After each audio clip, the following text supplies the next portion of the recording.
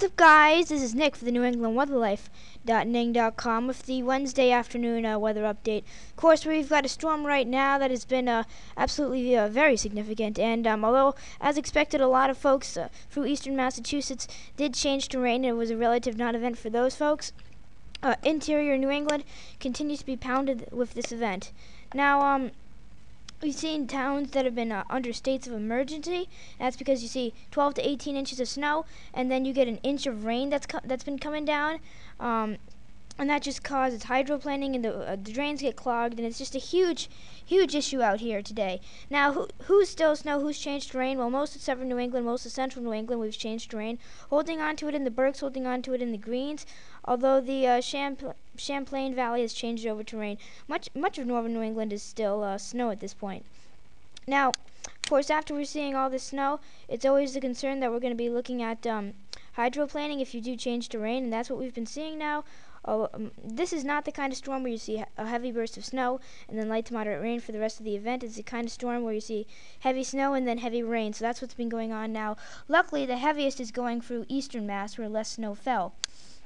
Now, of course, a ton of my meteorological attention has been turned to the event coming up tomorrow and Friday, especially tomorrow night. And for that, I'm going to switch you over to the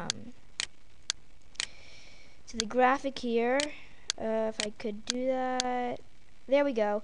And this is what we're going to be looking at. It's going to be a powerhouse storm, and it's going to be coming up the mid-Atlantic coast tonight, and by the time we get to midday tomorrow, it's going to be affecting New England.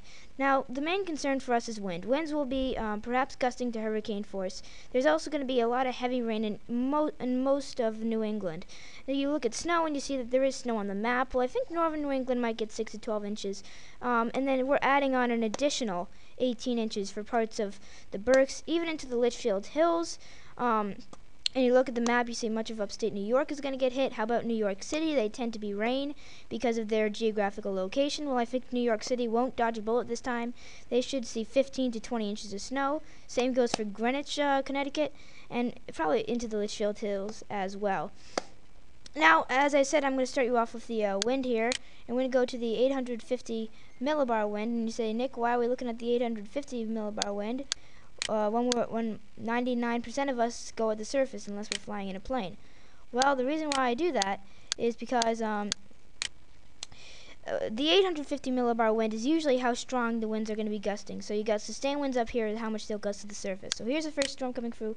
Here's a new powerhouse storm. You've got 80 knot winds just southeast of Cape Cod, and then you go into northern New England, widespread 60 to 80 knot winds by the time you get to very early Friday morning. Here's that prolific event coming into the mid-Atlantic.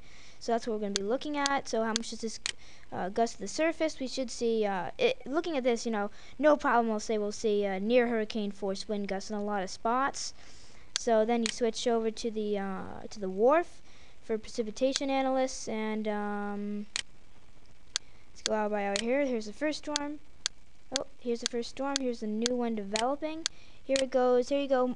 It kind of doesn't really pick up on the Mid-Atlantic getting hit, but it does pick up on New England getting hit.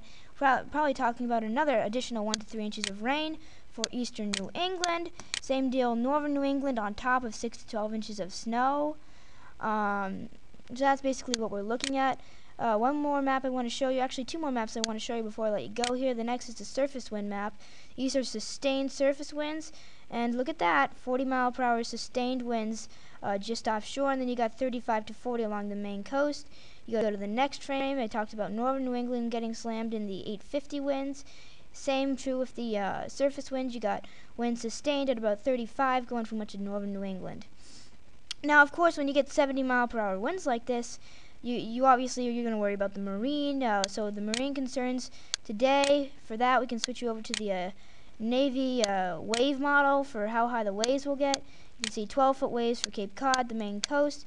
Then that storm gets really itself going. You got 20-foot waves up and down the main coast, and then you continue to go for the event, and you see how we're probably going to be talking about 15 to 25-foot waves from Boston Harbor all the way up the main coast, and you could probably get a 30-foot wave out of this kind of an event. You go for the event. There you go. There it is.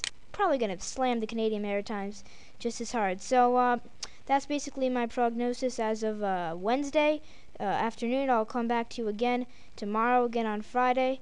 And so enjoy the storm. It's going to be kind of hard to, but just try. See you guys later. It's Nick for the New England Weatherlife.ning.com.